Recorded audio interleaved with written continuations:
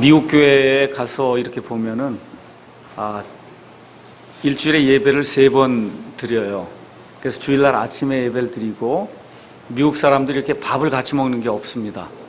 그래서 다 집에 갔다가 저녁 7시쯤에 이제 다시 예배를 드립니다. 그리고 또 수요일 날도 이제 저녁 7시쯤에 예배를 드려요. 그래서 주일날 저녁이나 그 다음에 이제 수요일 날 저녁 때 예배를 드릴 때는 예배 드리기 전에 간단하게 간증의 시간을 갖습니다. 간증. 우리말로 간증이라고 이제 표현이 됐는데 영어로는 테스티머니 그렇게 얘기를 합니다. 간증. 그래서 간증을 제가 왜 도대체 간증이라고 하는가 해서 사전을 좀 찾아봤어요. 그 간자가 무슨 간자인가. 증자는 증언한다 하는 그런 내용이고, 그래서 간자는 왜 붙였는지 모르겠어요. 근데 간을 가서 보니까 방패 간자를 썼습니다. 그래서 모르겠어요. 이렇게 방패로 막으면서 뭘 증언한다 이런 뜻인 것 같아요. 사람들의 핍박이 많으니까 아마 방패로다 이렇게 뭘 막아가면서 하여튼 증언한다 이런 뜻인데, 한마디로 아주 간단하게 얘기하면 증언한다 그런 뜻입니다. 증언. 그러니까 증언하는 수 있는 사람은 증인만이 증언할 수 있죠. 그렇죠? 여러분 이렇게 길 가다가 보면 커다란 현수막 붙여놨어요. 몇 년 몇 월 며칠에 쏘나타 무슨 차하고 무슨 차가 부딪혔는데 이걸 보신 분은 어디로 연락을 주시면 후히 살해하겠습니다. 이렇게 적어놨잖아요. 그럼 뭐 해달라는 거예요? 증언해달라는 거예요. 증언. 맞죠? 그럼 증언을 하기 위해서 뭐가 있어야 되냐면 목격한 일이 있어야 증언이 가능한 거예요. 무언가를 봤어야 증언할 거 아닙니까? 맞죠? 그러니까 우리가 뭘 간증을 한다 이렇게 얘기할 때는 하여튼 무언가 내가 예수 그리스도에 대해서 본 게 있어야, 아는 게 있어야, 체험한 게 있어야, 그래야 그걸 가지고 그거를 증언을 할 수 있다 그런 얘기입니다. 그래서 그런 일들을 하는 사람 우리가 증인이라고 얘기해요. 증인. 그러니까 증인이 목격을 하지 않았으면 절대 증언할 수가 없습니다. 그렇게 증언을 하게 되면 거짓 증인으로 드러나면 그러면 오히려 증언하러 갔다가 오히려 자기가 덤탱이를 쓰고 그러고서 더 많은 그런 벌금을 내야 됩니다. 베드로전서 3장 15절에 가서 보니까 사도 베드로가 우리에게 뭐라고 이야기하느냐 하면, 너희가 이 세상에서 살되 너희 마음속에서 주 하나님을 거룩히 구별하고 너희에게 너희 속에 있는 소망의 이유를 묻는 모든 사람에게 대답할 것을 항상 예비하되 온유함과 두려움으로 하라라고 하는 그런 말씀 우리에게 주고 있습니다. 여기 가서 보니까 하나님을 거룩히 구별하라. 하나님은 워낙 거룩한 분이기 때문에 우리가 하나님을 거룩하게 만들 수는 없습니다. 그렇잖아요. 하나님은 거룩함의 근원이시고 하나님 자신이 거룩한 분이기 때문에 우리가 하나님을 거룩하게 만들 수는 없어요. 그럼 하나님을 거룩히 구별하라 그런 얘기는 우리의 모든 삶 속에서 하나님을 거룩한 존재로 여기라는 뜻입니다. 하나님을 거룩한 존재로 여겨라. 그 이야기는 또 무슨 얘기냐 하면, 살다가 보면 예수 믿는 사람도 어려움을 당하고 고난을 당하고 또 고통을 겪고 아픈 일도 겪고 재정의 어려움도 겪고 자식이 속썩이는 그와 같은 일도 다 겪는단 말이죠. 이와 같은 일을 할 때 욥과 마찬가지로 하나님을 향해서 불평하지 말라는 거예요. 이런 것들이 하나님을 거룩하게 구분하는 거다. 성경이 그렇게 이야기를 하고 있습니다. 또 이런 일들을 통해서 우리가 하나님을 그렇게 거룩히 구분하게 되면 옆에 있는 우리 주위에 있는 사람들이 보고, 이게 예수 믿는 도리가 이런 것이구나. 하나님이 거룩한 분인데 그 하나님 거룩한 분을 쫓는 사람들이 이와 같은 삶을 살면서 하나님께 영광을 드리는구나.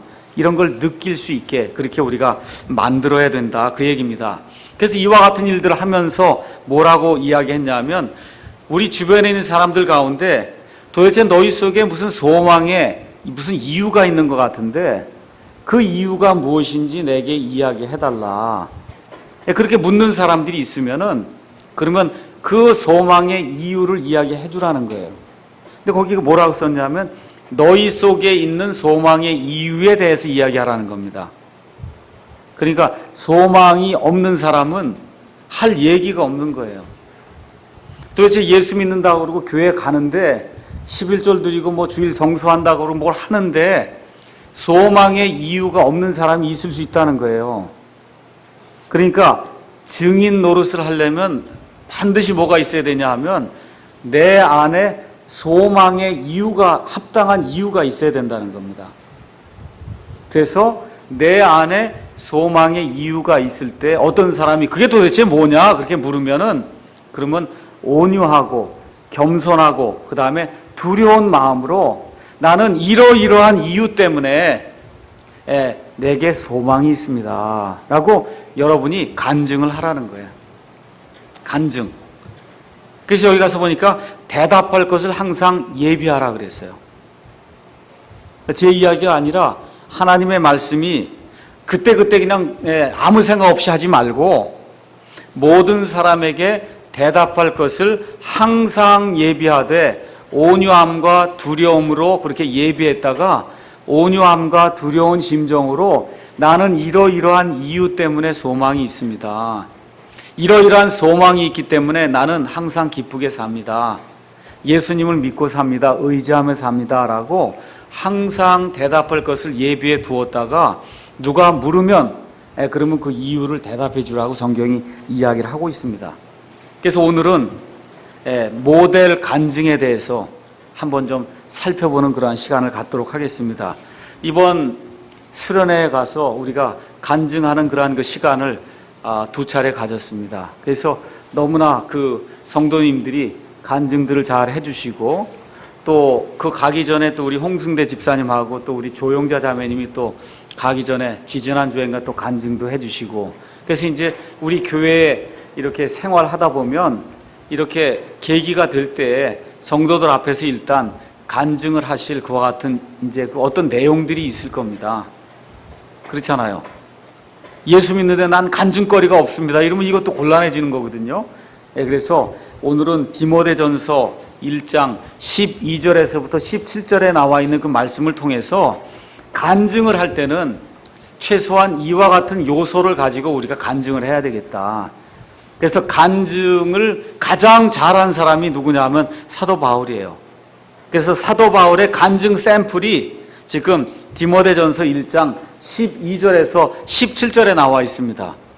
그래서 저와 여러분이 앞으로 간증을 할 때 가능한 한 이와 같은 그 패턴을 따라서 간증을 하게 되면 그러면 하나님께 영광이 되고 듣는 우리 모두에게 기쁨이 되며 또 믿지 않는 사람들에게도 구원의 소망이 될 수 있기에 이렇게 판단이 되기 때문에 앞으로 우리가 간증 부탁을 하거나 또 간증을 부탁을 받은 그런 경우에 요 말씀들을 이렇게 생각해 보면서 그래서 간증할 것들을 잘 이렇게 정리를 해갖고 이렇게 간증을 해주시면 그러면 하나님께 영광이 되고 우리 모두에게 기쁨이 될 것 같습니다.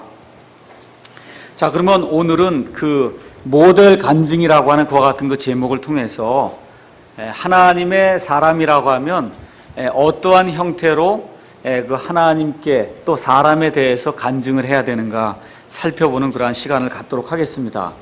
자, 그러면 디모데전서 1장 12절에서부터 이제 17절에 이제 모델 간증이 나오는데 그 모델 간증이 나오기 전까지의 간단한 그 배경을 지금 설명을 하겠습니다.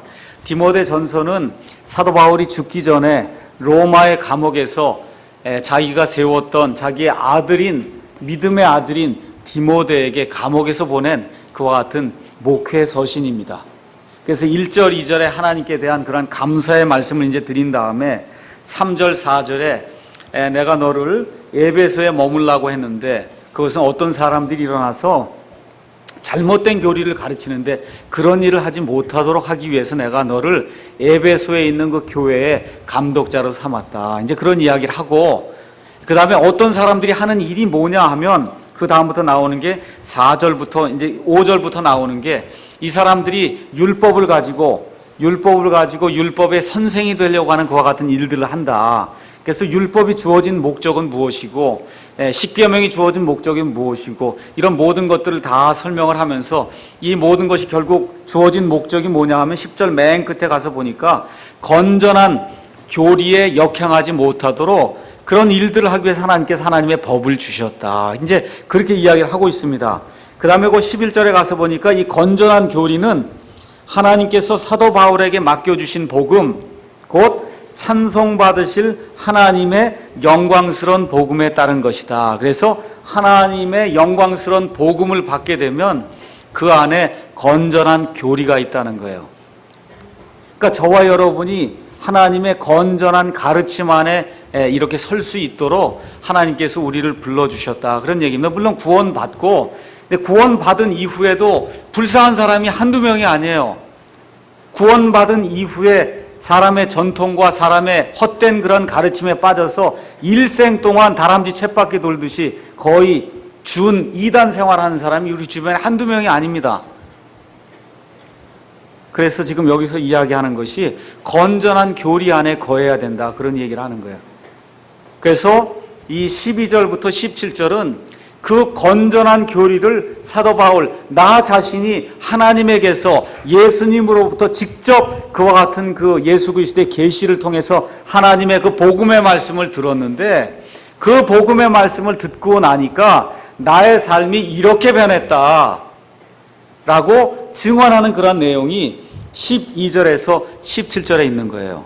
그러니까 다시 한번 말씀드리면, 하나님의 은혜로 구원받은 이후에 건전한 교리 안에 서서 매일같이 성령 안에서 걷는 그와 같은 일들이 우리 가운데 일어나게 되면, 과거에는 내가 이러이러한 사람이었는데 하나님의 그런 어떠한 능력과 은혜와 어떠한 긍휼을 통해서 내가 완전히 새 사람이 돼서 하나님의 일을 지금도 하고 있고 소망을 품고 살고 있다.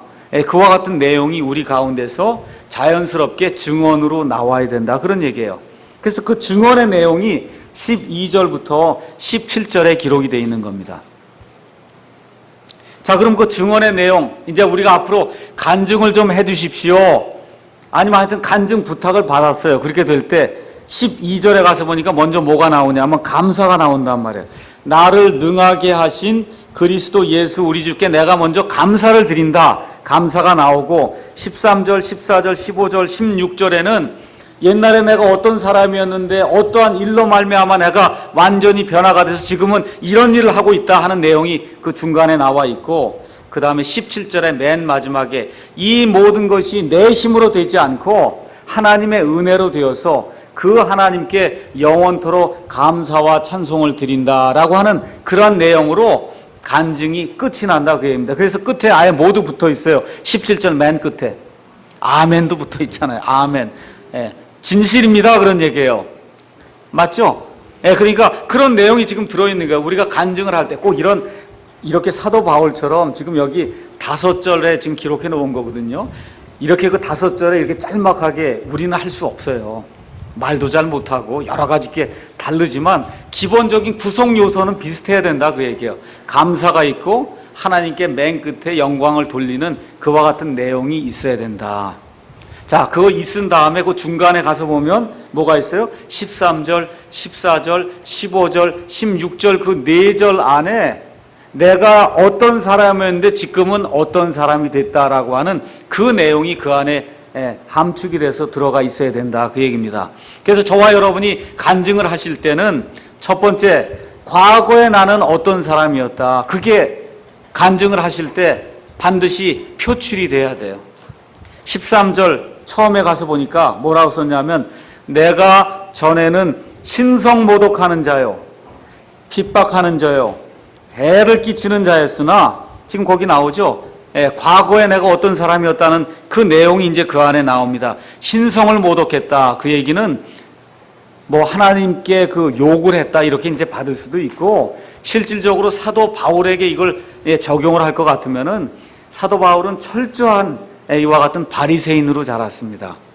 여호와 하나님만을 섬기는 그와 같은 훌륭한 종교인으로 자랐어요. 그런데 어느 날 사람들이 나타나서 하나님께서 보내신 하나님의 아들이 있는데 그 아들이 예수님이라 그러고, 그분이 예수 곧 그리스도, 다시 말씀드리면 구약 성경에 예언이 되어 있는 메시아라고 얘기하니까 사도 바울이 말 그대로 이에 머리 뚜껑이 열리게 된 겁니다. 알겠죠? 도대체 이런 일이 어떻게 있을 수 있냐 이거예요. 예수가 어떻게 그리스도가 되냐 그 얘기입니다. 예수가 어떻게 그리스도가 될 수 있냐. 목수의 아들이, 아무것도 교육받지 못한 사람이, 바리새인도 아닌 사람이 어떻게 예수가 메시아가 될 수 있는가 해서 화가 치밀어 올랐어요. 도저히 참을 수 없는 그런 일이 생긴 거예요. 그래서 신성을 모독했다고 하는 건 다른 거 없어요. 예수님이 하나님의 아들이시고 그 예수님이 메시아가 되시고 구원자가 되시고 저의 주님이 되신다고 하는 그런 사실을 부인하는 것, 그것이 신성모독한다. 성경이 그렇게 이야기하는 겁니다. 그러니까 여호와의 증인들처럼 예수님은 창조가 된 그런 신이라 그러고 예수님은 하나님이 아니라 그러고 그런 많은 신들 하나님이 만들었는데 그 신들 중에 우두머리라 그러고 이렇게 이야기하는 게 신성을 모독하는 거예요. 그래서 과거에 나는 하나님을 모르고 예수님을 모르고 예수님의 이름에 적대 행위를 하는 그와 같은 사람이었습니다 라고 지금 사도 바울이 간단하게 지금 고백을 하는 겁니다.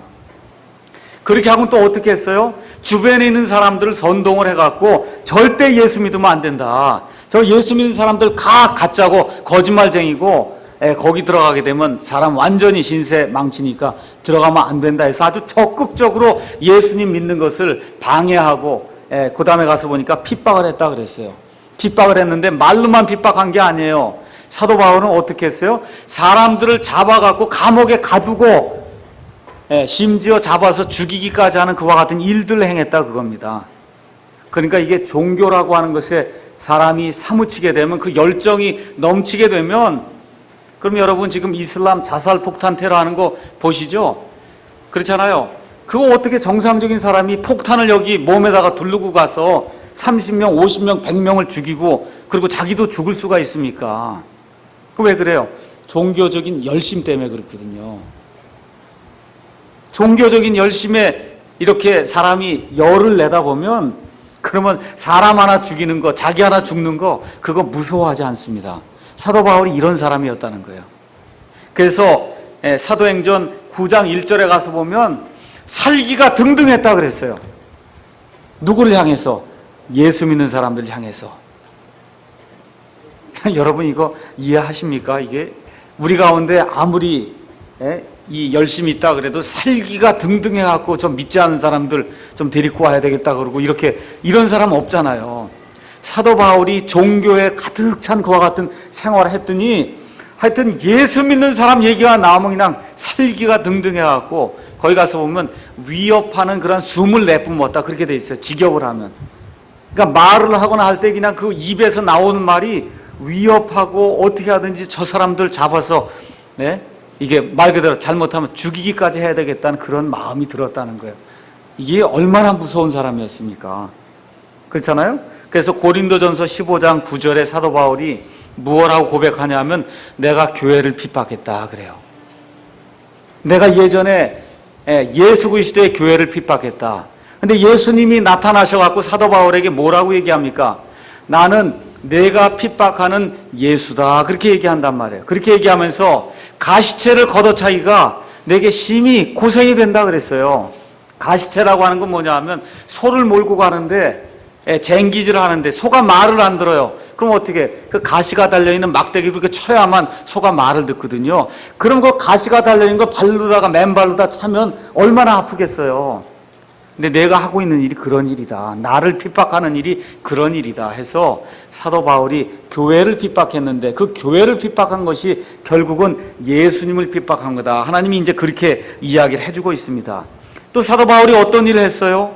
스데반이라고 하는 하나님의 그 경건한 사람이 하나님의 말씀을 선포하다가 믿지 않은 사람들하고 논쟁이 붙었을 때 결국은 그 사람들이 스데반을 돌로 쳐서 죽이는 것과 같은 일을 했거든요. 거기에 가서 보니까 뭐라고 기록이 되어 있냐면 사울이 그때 이름이 사울이었어요. 사울이 스데반을 죽이는 일에 동의했다 그랬어요. 그리고 어떻게 했어요? 그 사람들이 옷을 벗어 던지고 가서 돌을 던지니까 옷을 맡아갖고 지키는 그와 같은 일을 했단 말입니다.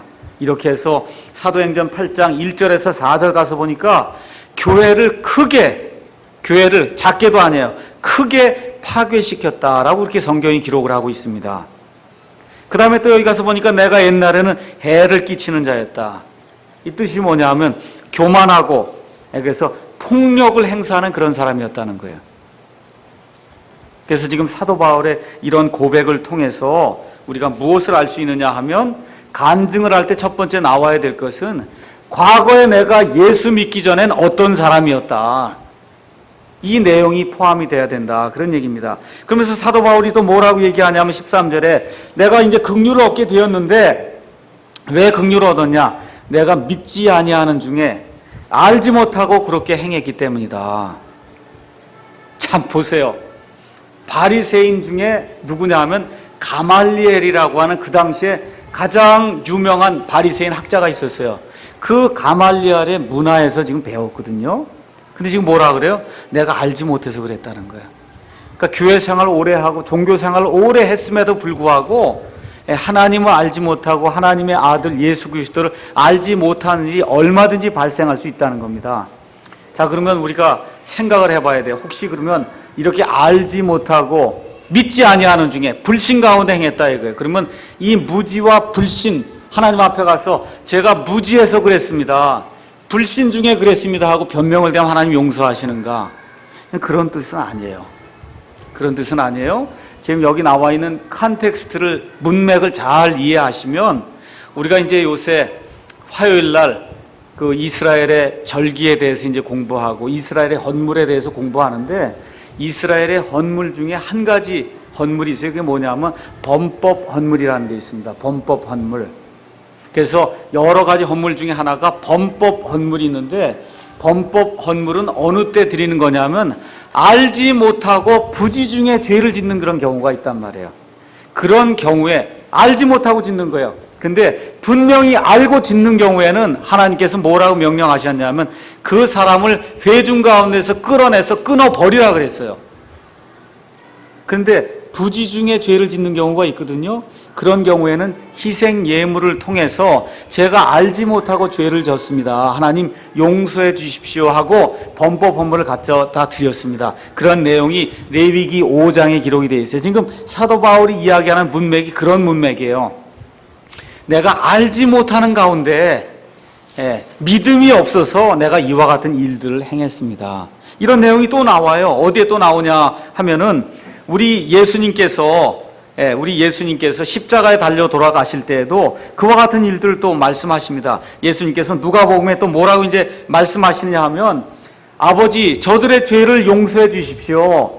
저들이 알지 못해서 이와 같은 일을 행합니다. 그렇게 이야기하지 않습니까? 그런 것이 구약의 그와 같은 헌물의 개념하고 이렇게 비교를 하시면 이 사람들이 알지 못해서 하고 있으니까 희생 예물을 통해서 범법 헌물이라고 하는 그와 같은 헌물을 통해서 하나님께서 이들의 죄악을 용서해 주십시오 하고 예수님이 기도드리는 그와 같은 내용으로 이해할 수가 있습니다. 자, 그래서 아무리 교육을 잘 받고 그 다음에 유대인들 같은 경우는 여호와 하나님 신앙이 이 세상이 제일 좋은 사람들이에요. 그런데 하나님이 오니까 그 하나님을 배척하고 심지어 십자가에서 그분을 죽였거든요. 왜 그런 일이 발생하느냐?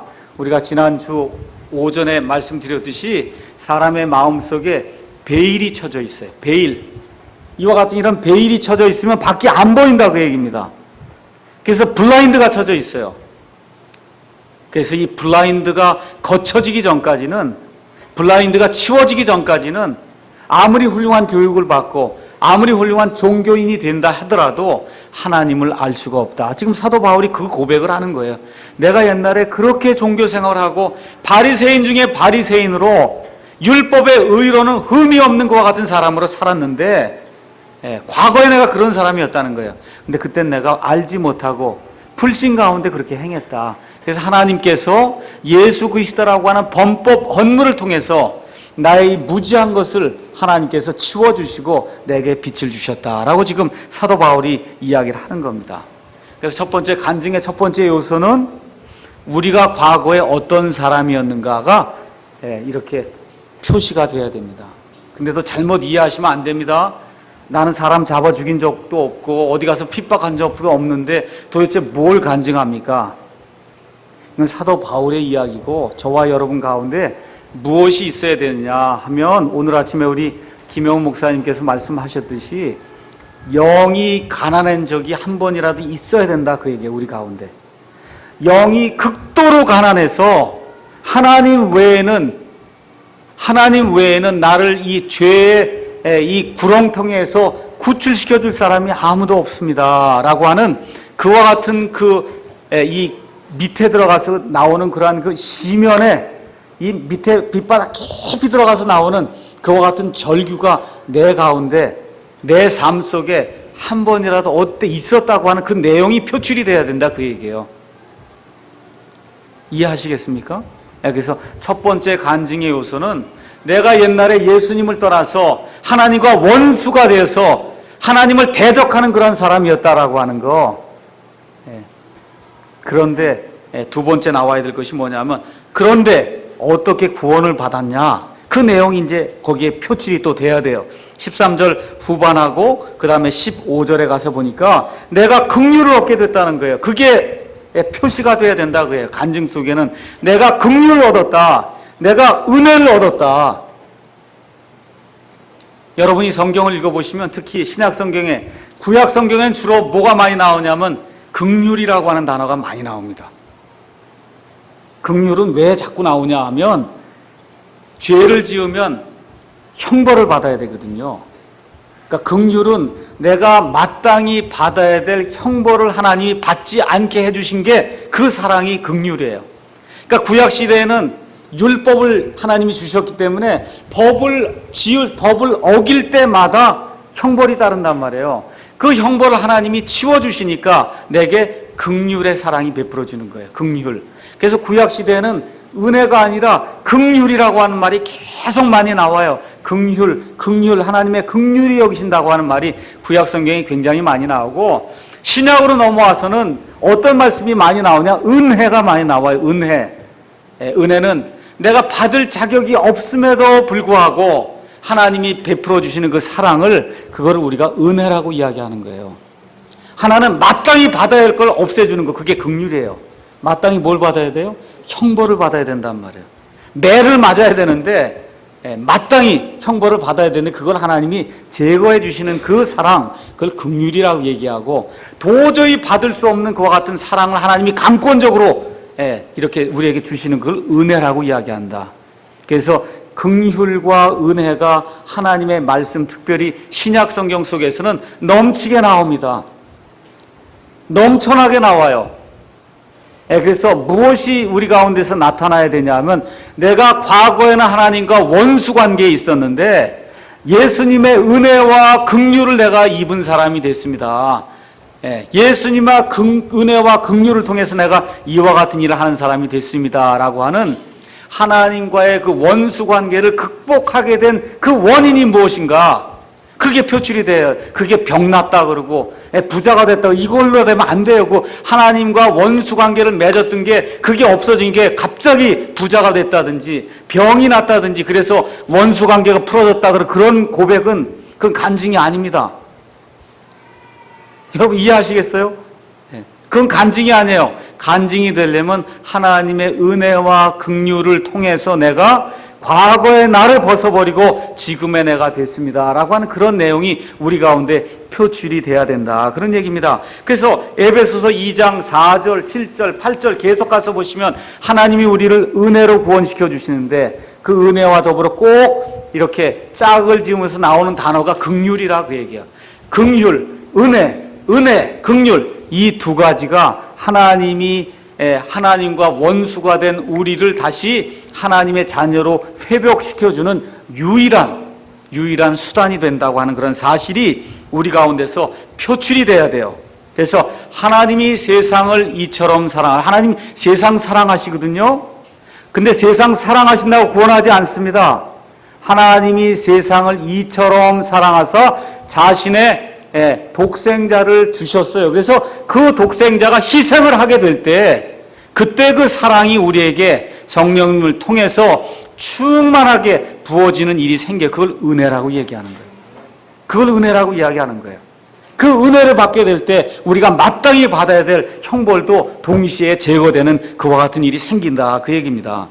그래서 성경에 제가 다시 한번 말씀드리지만 신약 성경에 특별히 사도 바울의 서신서에 가서 보면 이 내용이 계속 나오는 거예요. 은혜와 긍휼로 말미암아 내가 이 자리에 서게 됐다. 그래서 고린도전서 15장에도 지금의 내가 된 것은 내 힘으로 된 게 아니라는 거예요. 뭐로 됐다 그래요? 하나님의 은혜로 되었다. 그렇게 이야기를 하는 겁니다. 자, 그래서 바울의 무지와 그 구원에 대한 그런 내용을 이제 제가 아까 말씀드렸죠. 자, 그런데 뭘 얘기를 했느냐 하면 그 다음에 14절 가서 보세요. 우리 주님의 은혜가 그리스도 예수님 안에 있는 믿음과 사랑과 함께 넘치도록 풍성했다. 지금 그렇게 이야기를 하는 겁니다. 누구에게? 1차적으로. 누구에게? 바울에게 넘치도록 풍성했다는 게 지금 바울의 간증이잖아요. 잘 들으세요. 뭐에 우리가 초점을 둬야 되냐면 넘치도록 풍성했다는 데 초점을 둬야 돼요. 지금 바울이 무슨 얘기를 하는 건가? 그 내용을 여러분이 잘 들으셔야 돼요. 바울이 어떤 사람이었어요? 거기 13절에 가서 보니까 신성모독하는 사람이에요. 핍박하는 사람이에요. 해를 끼치는 사람이에요. 그러니까 쉽게 얘기하면 바울이 독종이었다 그 얘기예요. 이게 보통 은혜 갖고는 이 회복을 시킬 수 없을 정도로 악한 존재였다 그 얘기입니다. 그래서 사도 바울이 겸손하게 지금 그걸 표현하고 있는 거예요. 내가 하나님의 은혜를 받긴 받았는데 어떤 은혜를 받았는데 넘치도록 풍성한 은혜를 받아서 겨우 지금 내가 지금의 내가 됐다. 지금 그 얘기를 하는 거예요. 그만큼 지금 사도 바울이 예수 믿기 전에 자기의 그 상태가 도저히 사람의 힘으로는 바꿀 수 없는 그와 같은 상태에 있었다. 지금 그렇게 이야기를 하는 겁니다. 그러면서 뭐라고 이야기하느냐 하면 15절에 그리스도 예수님께서 죄인들을 구원하시려고 세상에 오셨다는 이 말은 신실한 말이요 모든 사람이 받아들이기에 합당한 말이다. 그 얘기를 하면서 그 모든 죄인들 중에 내가 죄인 우두머리다. 지금 그렇게 이야기를 하고 있는 겁니다. 그러니까 지금 사도 바울이 어떻게 간증을 하고 있는 거냐 이렇게 하면 돼요. 나같이 사람의 힘으로 할 수 없는 사람이 하나님의 특별한 은혜를 받아서 지금 하나님의 말씀을 선포하는 사역자가 됐고 복음의 선포자가 됐는데 내가 이렇게 변할 수 있었으면 여러분도 그렇게 변할 수 있다 그 얘기예요. 나보다는 낫지 않냐 그 얘기를 하는 거예요. 사도 바울이. 내가 이렇게 옛날에 하나님께 대한 열심이 있었는데 그 열심이 잘못돼 갖고 사람을 죽이고 예수님 믿는 사람을 핍박하고 엄청나게 하나님의 교회에 해악을 저질렀는데 여러분 중에 그런 사람이 있냐 이거예요. 그런 사람이 있어요? 사도 바울처럼? 없잖아요. 그러니까 내게 그런 가능성이 있었으면 여러분에게는 그 가능성이 더 많다고 얘기해요. 참 겸손한 이야기를 하는 거예요. 무슨 얘기하는 거예요? 내 과거 부끄러운 거 없다는 거예요. 내가 아주 옛날에 죽을 놈이었다. 그런 얘기 하는 겁니다. 내가 예수 믿기 전에 아주 죽일 놈이었다. 하나님 앞에. 근데 하나님의 엄청난 것 같은 은혜를 받고는 완전히 사람이 바뀌어서 지금은 내가 복음을 선포하는 자가 되지 않았냐. 내가 그렇게 되었는데 너희는 그렇게 되고도 남는다. 지금 그런 이야기를 하고 있는 겁니다. 그런 차원에서 뭐라고 얘기하는 거예요? 내가 죄인들 중에 우두머리다. 뭐 사도 바울이 무슨 간음죄를 짓고 무슨 뭐 거짓말을 하고 이렇게 생각하시면 안 돼요. 빌립보서 3장에 가서 보면 율법의 의로는 내가 흠이 없는 자라 그랬어요. 단지 어느 면에서 그렇다는 거예요? 하나님과 원수 관계가 돼 있다는 그 죄악의 그 상태에 있어서 내가 우두머리 중에 우두머리다. 지금 그 이야기를 하는 겁니다. 여러분과 제가 사도 바울의 그 서신서를 읽어보시면 로마서 8장 1절에 있는 것처럼 누구든지 그리스도 안에 있는 자들에겐 정죄함이 없다 그랬어요. 그래서 예수님을 믿게 되면 하나님 앞에서 저와 여러분의 신분이 순식간에 변화가 돼서 100% 의인이 됩니다. 그래서 사도 바울의 서신서 중에 내가 죄인이라고 하는 것은 여기 한 군데 외에는 없어요. 찾아볼 수가 없어요. 다 나는 부족함에도 불구하고 하나님 앞에 의인이라고 얘기해요. 근데 많은 분들이 이걸 가지고 자꾸 사도 바울도 죄인이었다. 자꾸 그 고백하는 거를 이렇게 필요 이상으로 자꾸 부각을 시키거든요. 이건 우리가 앞뒤 문맥을 봐야 돼요. 앞뒤 문맥에서 뭘 얘기하는가? 하나님이 죄인들을 구원하시기 위해서 예수님을 보냈는데 그 죄인들 중에 옛날에 그 못되게 흔들고 것 중에 내가 그 중에 제일 우두머리였다. 이 같은 나를 하나님이 구원해 주셨으니까 당신들도 구원해 주고도 남는다. 지금 그거를 표현하기 위해서 내가 죄인들 중에 우두머리라고 하는 그러한 말을 지금 여기에 지금 넣고 있는 거예요. 앞뒤 문맥상. 여러분 이해하십니까? 그러니까 저와 여러분이 이걸 또 빌미해서 나는 어쩔 수 없는 죄인이니까 맨날 이런 죄를 짓지, 이렇게 핑계를 대면 안 됩니다. 제가 가끔씩 이런 얘기를 하니까 우리 집사람이 이걸 가지고 그런다, 이제 그런 얘기를 하는데, 하나님과 예수 그리스도 앞에서 저와 여러분 의인이에요. 좀 믿기지 않죠? 찡하지 않죠? 이런 찡하지 않아도 괜찮아. 왜? 하나님의 말씀이 의인이라고 하기 때문에. 찡하지 않아도 된다니까. 이게 하나님의 말씀이 저와 여러분이 하나님 앞에서 구원받은 그 순간부터 하나님 앞에 완전한 의인이라고 이야기하기 때문에 찡하는 그런 기분이 없어도 괜찮아요. 의인입니다. 의인이에요. 그래서 지금 여기서 죄인이라고 하는 그런 말의 문맥이 죄인으로 살면서 비참하게 살라 그런 의미가 전혀 아니고, 사도 바울의 자기의 그 겸손한 것을 표현하기 위해서 정말 과거에 내가 이렇게 못되게 하나님의 교회를 핍박한 사람이었는데도 불구하고, 그 모든 것에도 불구하고 내게 넘쳐준 그 하나님의 은혜가 너무나 풍성했다, 이걸 표현하기 위해서 내가 죄인들 중에 우두머리다, 지금 그렇게 표현했다고 하는 걸 저와 여러분이 기억을 하셔야 됩니다. 그래서 두 번째는 뭐가 나타나야 된다고요? 은혜와 긍휼로 말미암아 내가 과거의 나를 벗어버렸습니다라고 하는 그 내용이 표출이 돼야 된다, 그 얘기예요. 여러분 어떠세요? 하나님의 그 은혜와 긍휼이 넘치도록 풍성하게 내 삶 가운데 한 번이라도 나타난 적이 있습니까? 이게 있어야 그리스도인이에요. 이게 있어야 그리스도인이다, 그 얘기예요. 세 번째, 그래서 과거에 형편없는 자였는데 하나님의 은혜와 긍휼이 나타나서 지금 내가 어떤 일을 하고 있다고 하는 게 표출이 또 돼야 된다는 거예요. 20년 전에 내가 어느 기도원에 가서 뭐 불을 받았는데 지금 보니까 형편, 그런 얘기 할 필요 없어요. 20년 전에 왕년에 뭐 이랬다는 그거 할 필요 없어요. 교회에서는 왕년에 그 필요가 없어요.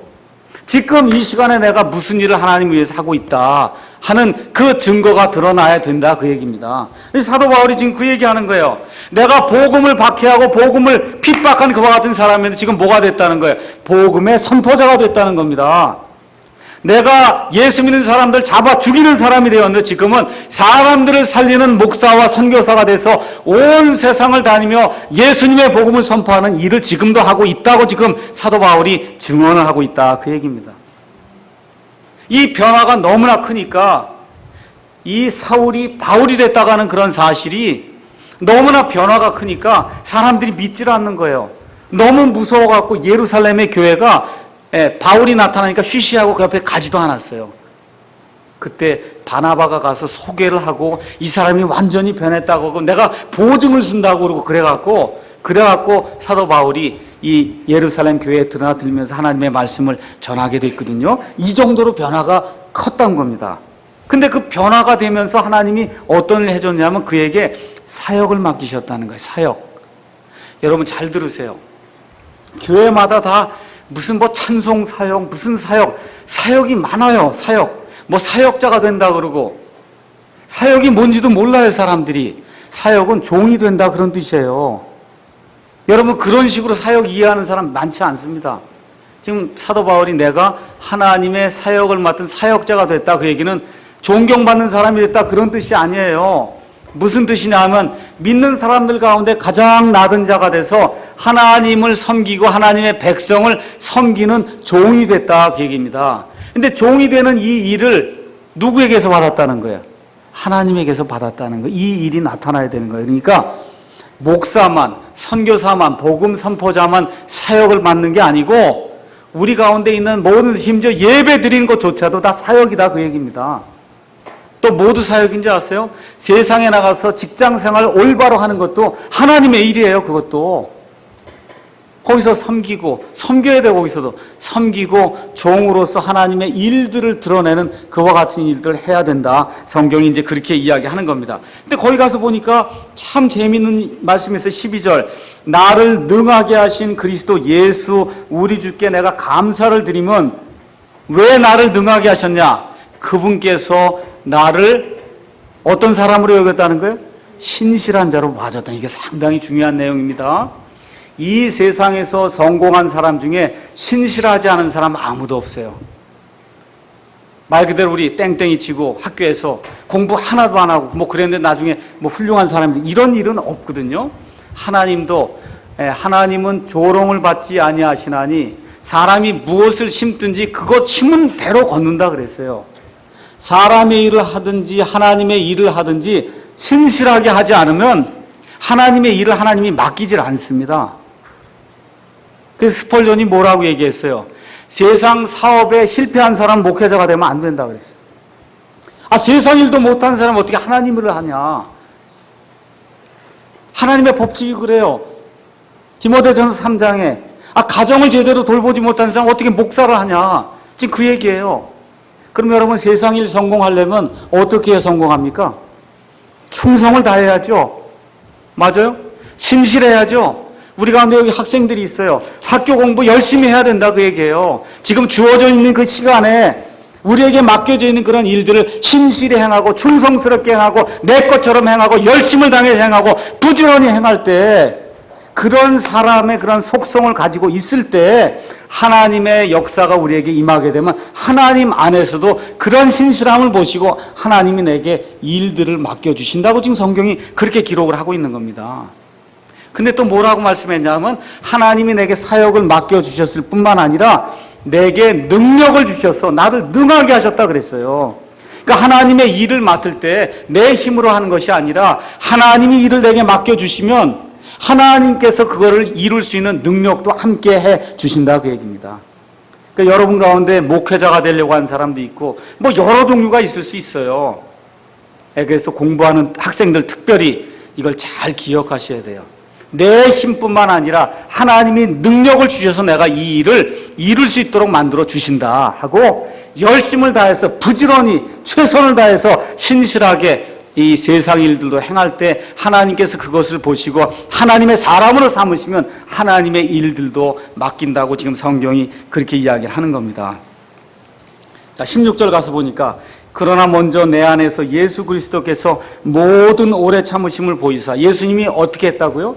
오래 참으심을 보였단 말이에요. 이게 뭐 핍박하고 예수님 보실 때 그냥 금방 한 방이라도 쳐서 이거 해줄 수 있는데도 불구하고 어떻게 했다고요? 오래 참았다는 거예요. 왜 오래 참았냐? 그 다음에 이후에 자신을 믿어 예수님을 믿어 영존하는 생명에 이르게 될 자들에게 본이 되게 하려고. 그러니까 사도 바울이 얘기하는 게 뭐예요? 내가 이렇게 못된 놈이었는데 하나님이 이렇게 오랫동안 참아주셔서 하나님의 사역자가 되게 해주셨으니까 여러분은 더 소망이 크다 그 얘기. 이렇게까지는 안 했잖아요. 그렇잖아요. 그 정도로 지금 사도 바울이 자기 자신을 낮추고 있는 거예요. 이게 간증에서 이런 것들이 표출이 돼야 된다 그 얘기입니다. 그래서 세 번째는, 첫 번째 뭐라고? 과거의 내 모습이 드러나야 되고 하나님의 은혜와 긍휼이라고 하는 그런 수단을 통해서 지금의 내가 되었다라고 하는, 그래서 하나님의 일을 맡은 사람이 되었다라고 하는 이 세 가지 요소가 우리 가운데 간증을 하게 될 때 이렇게 짤막하게 이렇게 표현이 될 수 있도록 저와 여러분이 온유하고 두려운 마음으로 이거 대답할 것을 항상 예비하고 있다가 누가 물어보면 이렇게 대답할 수 있어야 됩니다. 오늘은 간증하면서 잘못하기 쉬운 요소 마지막으로 몇 가지만 이야기하고 마치겠어요. 오늘날 교회에는 하나님의 말씀이 없기 때문에 프로그램이 많습니다. 예배 시간에도 순서가 한 20개 돼요. 뭐 힙합 댄스도 있고 프레이즈 댄스도 있고 하여튼 뭐 댄스장이 됐어요. 교회가 락 음악하고 랩 음악하고 이런 가운데 하나가 뭐예요? 하는 것마다 다 간증이에요. 연예인 데려다가 간증이 많다 하는 얘기는 그 교회 목사가 말씀 전할 능력이 없다 그 얘기, 다른 거 없어요. 이 강단에 서서 하나님의 말씀을 전할 능력이 없기 때문에, 하나님의 능력이 없기 때문에 어떻게 해요? 사람 울리고 웃기고 쇼하고 하는 그와 같은 간증 프로그램으로 도배를 하는 거예요. 교회에 가서 누구 초대해요? 배우, 가수, 그 다음에 연예인 나와서 뭐예요? 대부분 다 자기 자랑하고 노래하고 쇼하고 댄스하고 이런 일들 하고 냄비 나눠주고 구두 티켓 나눠주고, 그렇죠? 뭐 추첨하고 뭐 이런 거 하는 게 한국식 간증이거든요. 하나님이 가증히 여기는 거예요. 하나님이 가증히 여기는 거예요. 쇼하는 거예요. 이런 일도 해서 안 됩니다. 여러분, 우리 교회에 어떤 성악을 하는 멋있는 사람이 왔어요. 그 사람 왔다 그래서 우리가 성악 찬송해달라고 부탁하지 않습니다. 어떻게 해요? 먼저 찾아가서 전화, 아니면 누가 찾아가서 구원 받으셨습니까? 하고 구원 받으셨다고 하는 그런 간증이 있을 때 이 자리에 나와서 찬송을 하게 하는 거예요. 유명하다고 와서 이 앞에 와서 하나님의 말씀 전하거나 노래하거나 이거 뭐 바이올린하고 이렇게 할 수 없습니다. 또 뭐 얘기가 많아요. 뭐 병 고친 거 고쳐줬다 하는 거, 병 들린 거, 마귀 들린 거 고쳐줬다고 그 얘기 하거든요. 지금 사도 바울이 그런 얘기 있습니까? 없습니까? 여기에.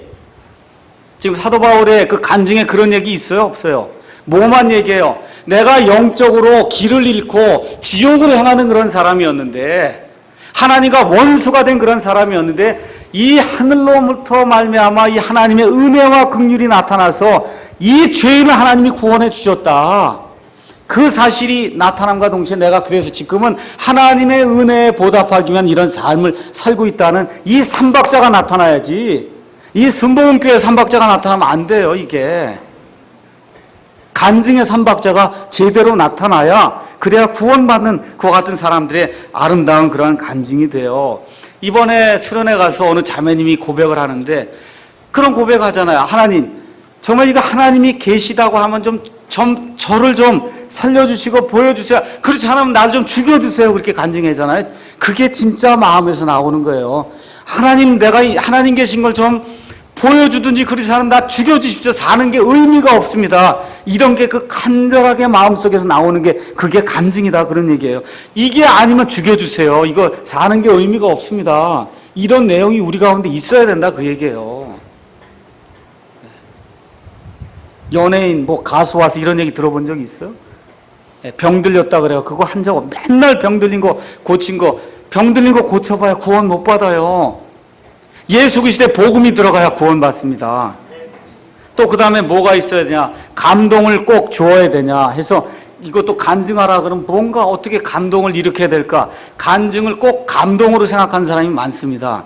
잘 들으세요. 감정은 있어도 되고 없어도 돼요. 근데 꼭 있어야 될 게 뭐냐? 사실이 있어야 된다, 그 얘기예요. 무슨 사실? 과거에 내가 이런 사람이었는데 예수님의 은혜를 받아서 내가 지금은 이런 사람이 됐습니다 하는 사실이 증언이 돼야 돼. 사실만 증언이 되면 그 안에 감정이 있든지 없든지 울든지 짜든지 그거 상관이 없어요. 눈물, 콧물을 흘려도 되고 안 흘려도 되고 아무 상관이 없는 거예요. 그래서 그와 같은 사실이 우리 가운데서 증언이 돼야 된다, 이거. 여러분 가서 보세요. 눈물바다가 되거든요. 막 코, 눈에서 막 흐르고 그래요. 흐르고 나면 뭐 하루 지나면 아무것도 아닌데. 하루 지나면 아무것도 아니에요. 저도 다 그런 거 경험하고 살았거든요. 그게 중요한 게 아니라 사실이 중요하다. 예수님이 나를 변화시켰다는 그 사실. 그래서 변화가 돼서 지금은 내가 어떤 일을 예수님을 위해서 매일같이 하고 있습니다. 이 사실이 증언이 될 때 그것이 하나님이 기뻐하시는 그러한 간증이에요. 연예인들 보세요. 열심히 간증해놓고는 밤무대에 가서 술 따르고 하는 일들도 하잖아요. 맨날. 누구라고 이야기하지 않지만 그게 무슨 간증이에요, 그게. 그건 간증이 아니지.